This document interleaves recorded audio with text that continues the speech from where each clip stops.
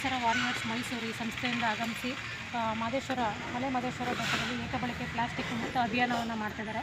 So ಈ ಮೂಲಕ ನಾವು ಎಲ್ಲ ದಾನಿಗಳಲ್ಲಿ ಹಾಗೂ ಪಾದಯಾತ್ರೆಗಳಲ್ಲಿ ಮನವಿ ಮಾಡೋದೇನು ಅಂತಂದರೆ ಏಕಬಳಕೆ ಪ್ಲಾಸ್ಟಿಕ್ಕನ್ನು ನಿಷೇಧ ಮಾಡಿದ್ದೀವಿ ಈಗಾಗಲೇ ಬೆಟ್ಟದಲ್ಲಿ. ಹಾಗಾಗಿ ಇಲ್ಲಿ ಬರ್ತಕ್ಕಂಥವರೆಲ್ಲರೂ ಪ್ಲಾಸ್ಟಿಕ್ಕನ್ನು ತ್ಯಜಿಸಿ ಬರಬೇಕು ಅಂತ ಹೇಳಿ ಒಂದು ಮನವಿ ಮಾಡ್ಕೊತಾ ಇದ್ದೀವಿ. ನಮಗೆ ದಾನಿಗಳು ಕೂಡ ಪರಿಸರ ಸ್ನೇಹಿ ವಸ್ತುಗಳ ಮೂಲಕ ದಾನ ಮಾಡಿ ಎಲ್ಲ ದಾನಿಗಳು ಕೂಡ ನಮಗೆ ಪರಿಸರ ಸ್ನೇಹಿ ವಸ್ತುಗಳನ್ನ ದಾನ ಮಾಡಬೇಕು ಅಂತ ಇಲ್ಲಿ ಕೋರ್ಕೊಳ್ತೀವಿ.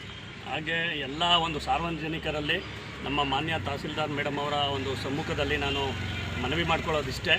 ನೋಡಿ, ಯಾವುದೇ ಸಭೆ ಸಮಾರಂಭ ಇರಲಿ, ದಯಮಾಡಿ ನೀರನ್ನು ಹಂಚಿ, ನೀರು ಬೇಕು ಅತ್ಯವಶ್ಯಕ ಮನುಷ್ಯನಿಗೆ. ಆದರೆ ಏಕಬಳಕೆ ಪ್ಲಾಸ್ಟಿಕ್ ವಾಟರ್ ಬಾಟ್ಲಿಂದ ಹಂಚಿ ಬಿಸಾಡೋದರಿಂದ ಈ ರೀತಿ ಮಾಲಿನ್ಯ ಸೃಷ್ಟಿಯಾಗುತ್ತೆ. ಅದರ ಪರ್ಯಾಯವಾಗಿ ನಾವು 25 ಲೀಟ್ರ್ ಕ್ಯಾನು ಮತ್ತು ಲೋಟ, ಸ್ಟೀಲ್ ಲೋಟ ಅಥವಾ ಜಗ್ ಮೂಲಕ ಹಂಚಿದಾಗ ನಮ್ಮ ಹಣನೂ ಉಳಿತದೆ, ಪರಿಸರನೂ ಉಳಿತದೆ. ಎಲ್ಲಕ್ಕಿಂತ ಹೆಚ್ಚಾಗಿ ನಮ್ಮ ಪರಿಸರದ ಆರೋಗ್ಯನೂ ಉಳಿತದೆ. ಮುಂದಿನ ದಿನಗಳಲ್ಲಿ ಆರೋಗ್ಯ ಬಹಳ ದುಬಾರಿ ಆಗ್ತಾಯಿದೆ.